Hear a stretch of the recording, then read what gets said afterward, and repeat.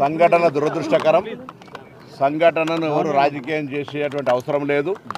ప్రభుత్వం వెంటనే స్పందించి క్షతగాత్రులందరికీ మెరుగైన వైద్య సేవలు ఇప్పుడున్నటువంటి మహేందర్ రెడ్డి గారి హాస్పిటల్లో కాకుండా ఇంకా ఎక్కడికి అంటే అక్కడికి సూపర్ స్పెషాలిటీ హాస్పిటల్ కూడా పంపి ట్రీట్మెంట్ చేయడానికి ప్రభుత్వం నిర్ణయం చేసింది.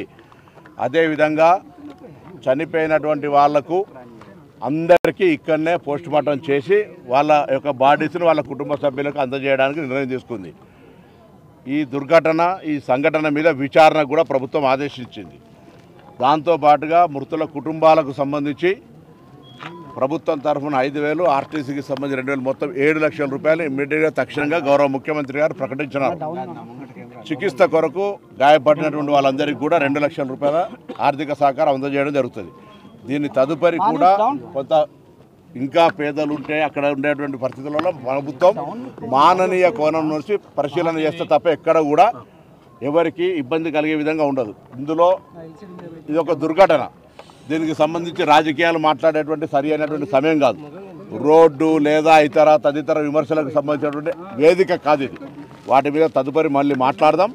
విచారణకు ఆదేశించినాం. మృతుల కుటుంబాలను ఆదుకుంటా ఉన్నాం. క్షతగాత్రులకు సంబంధించినటువంటి సరి అయిన మెరుగైనటువంటి చికిత్స అన్ని రకాలుగా మొత్తం మా ప్రభుత్వ ప్రతినిధులు అందరం కూడా ఇక్కడ ఉన్నాం.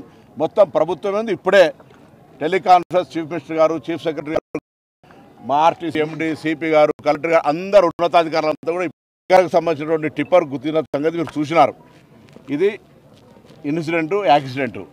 దాని మీద విచారణకు ఆదేశించినాం. తప్పవరిది, ఎవరు రాంగ్ రూట్ వచ్చారు, ఏంది అనేటువంటి అంశాల కంటే ఎక్కువగా ప్రాధాన్యత తీసుకొని చేస్తూనే ప్రస్తుతం ముందున్నటువంటి చనిపోయిన కుటుంబాలకు సంబంధించి లేదా వాళ్ళ కుటుంబ సభ్యులను ఓదార్చేటువంటి సమయం లోపల వారిని ఆదుకోవడానికి, వారి అంత్యక్రియలకు సంబంధించిన విషయం లోపల కూడా ఒక్కొక్క డెడ్ బాడీ కుటుంబానికి సంబంధించి ఒక అధికారిని ఇచ్చి తక్షణంగా వాళ్ళ వెంట ఉండి అన్ని ప్రభుత్వ పరంగా ఎటువంటి ఇబ్బందులు లేకుండా ఉండేటువంటి కార్యక్రమాలు చేపడతారు. ఇప్పటి వరకు 19 మంది మృతులను గుర్తించినారు. దయచేసి టీవీలో 24 ఉన్నారు. 14 మంది హాస్పిటల్లో ఉన్నారు. 4 సీరియస్ ఉన్నారు.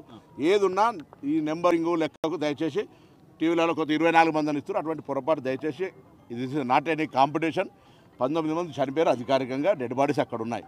వాటిని చూస్తే మాకు కూడా మనసు బాధ కలుగుతూ ఉంది. నిజంగా కూడా ఇటువంటి సంఘటన దురదృష్టకరం. ఎవరు ప్రభుత్వంలో ఉన్నారనేటువంటి అంశం కాదు. ఇది రాజకీయాలకు సరైన సమయం కాదని చెప్తాను. ఎవరైనా రాజకీయాలు మాట్లాడితే వాళ్ళ విజ్ఞతగా వదిలేస్తాను. ఇది రాజకీయాలకు వేదిక కాదు. ప్రభుత్వం తరఫున we are responding in a proper way. ఎక్కడ చాలా ప్రమాదకరంగా ఉంది.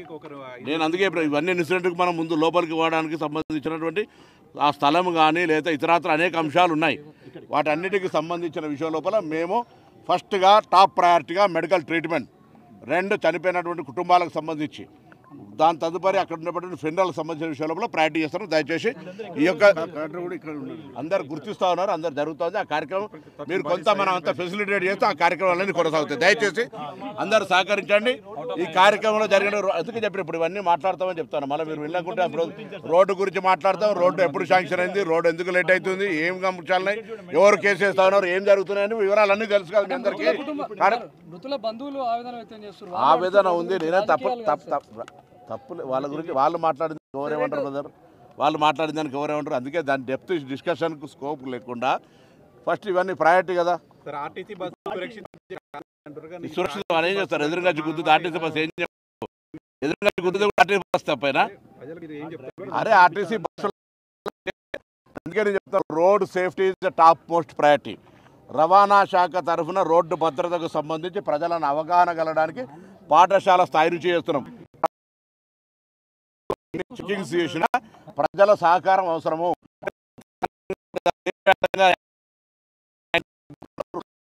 తెలంగాణ రాష్ట్రంలో 20 మంది చనిపోతా ఉన్నారు. వాటిని నివారించడానికి డేంజర్ స్పాట్స్ను రిమూవ్ చేస్తా ఉన్నాం ఆర్ఎండ్బి శాఖతో సమన్వయంగా. అంతేకాకుండా ఫిట్నెస్ కావచ్చు, ఇతరత్ర అంశాల మీద ట్రాన్స్పోర్ట్ డిపార్ట్మెంట్ సీరియస్గా యాక్ట్ అవుతా ఉంది.